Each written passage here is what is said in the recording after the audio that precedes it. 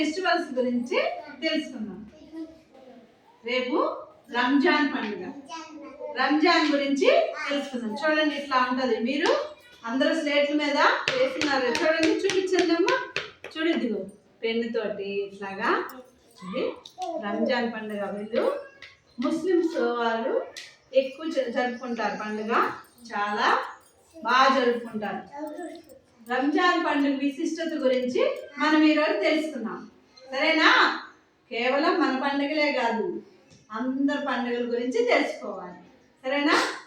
ఇప్పుడు పవిత్రమైన ఖురాన్ గ్రంథం అది భూమిపైకి వచ్చిన రోజు అంట. ఆ రోజు వాళ్ళు పండుగ జరుపుకుంటారు. ఆ రంజాను కేవలం ఒక రోజే కాదు, నెల రోజులు. చంద్రోదయము వచ్చిన రోజు నుంచి మళ్ళా నెల రోజులు దీక్ష అంటే ఉపవాసం ఉంటారు. ఉపవాసం అంటే తెలుసా మీకు? ఏంటి ఉపవాసం అంటే?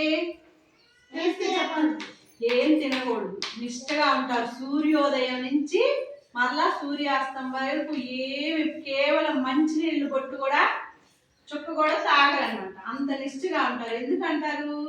వాళ్ళు మనకు ఒక పూట ఆహారం తీసుకోకపోతే మనకి ఎలా ఉంటుంది? బాధ, ఆకలిగా ఉంటుందా లేదా?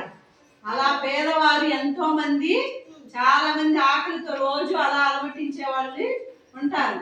అలాంటి వాళ్ళని కూడా గుర్తు చేసుకోవటం కోసం వాళ్ళు అలా ఒక క్రమశిక్షణగా దీక్షగా చేపడతారంట వాళ్ళు. అదే మళ్ళా నెల రోజుల తర్వాత చంద్ర దర్శనం చేసుకున్న తర్వాత వాళ్ళకి, పేదలకి అంటే ఆకలితో ఉన్న వాళ్ళని కాదు, వీళ్ళని కాదు, ఎవరు వచ్చినా కానీ ఆ రోజంతా మొత్తం అన్నదానము, వాళ్ళకి కావాల్సిన బట్టలు అన్నీ పెడతారు, దాన ధర్మాలు చేస్తారు. నెల రోజులు కూడా వాళ్ళు దీక్ష బాగుంటారు. ఎట్లా? ఏం తీసుకోకుండా ఉంటారు, క్రమశిక్షణగా ఉంటారు వాళ్ళు. కేవలం చూడు, ఆహారము తీసుకోకుండా ఉండటమే కాకుండా పేదవాళ్ళకి దాన ధర్మంగా ఎంతో కొంత వాళ్ళకు ఉన్న దాంట్లోనే సహాయం చేస్తారంట వాళ్ళు.